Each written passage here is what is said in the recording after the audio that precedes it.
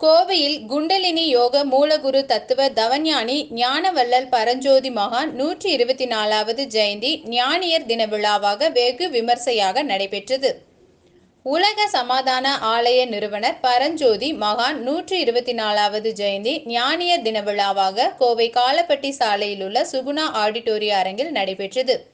நிகழ்ச்சியில் முன்னதாக உலக அமைதி வேண்டி மௌனம் அனுஷ்டிக்கப்பட்டது. தொடர்ந்து ராயல் கேர் சூப்பர் ஸ்பெஷாலிட்டி மருத்துவமனையின் தலைவர், உலக சமாதான அறக்கட்டளையின் அறங்காவலர் டாக்டர் மாதேஸ்வரன் அனைவரையும் வரவேற்று பேசினார்.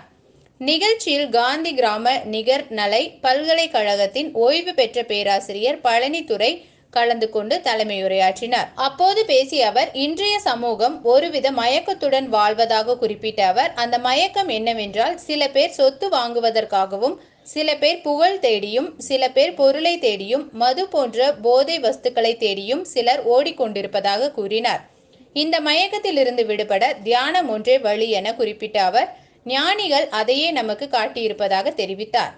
தொடர்ந்து மகரிஷி பரஞ்சோதியார் தமது அருளுரையில், தனி மனித அமைதிதான் உலக அமைதிக்கு அடிப்படை. எங்கு அமைதி நிலவுகிறதோ அங்கு கடவுள் உள்ளார். எங்கு கடவுள் உள்ளாரோ அங்கேதான் அமைதி நிலவும் என குறிப்பிட்டார். ஓர் இறை, ஓர் இனம் என ஒன்றுபட்டு ஞானமும் அரசியலும் ஒன்றுபட்ட அன்றே உலக சமாதானம் என்றார். நிகழ்ச்சியில் பிரபல பட்டிமன்ற பேச்சாளர் பாரதி பாஸ்கர் கலந்து கொண்டு சிறப்புரையாற்றினார். நிகழ்ச்சியில் உலக சமாதான அறக்கட்டளை பொதுச் செயலாளர் சுந்தர்ராமன், அறங்காவலர்கள் டாக்டர் ராஜா, பி. ஆறுமுகம், விநாயகம் உட்பட பலர் கலந்து கொண்டனர். வணக்கம், சந்தோஷம். தெய்வீகரையாளர்களே, தனி மனித அமைதி மூலம் உலக அமைதி என்ற அற்புதமான கோட்பாட்டை உள்ளடக்கி உலக சமாதான ஆலயத்தை குண்டலினி யோக மூலகுரு ஜெகத் மகாகுரு தத்துவ தவஞானி ஞானவள்ளல் பரஞ்சோதி மகான் அவர்கள் 1939 முத்தமிழ் வளர்ந்த மதுரம்பதியிலே மிக சிறப்பாக தொடங்கி வைத்திருக்கிறார்கள். அவருடைய இந்த அற்புதமான ஜெயந்தி விழா 124வது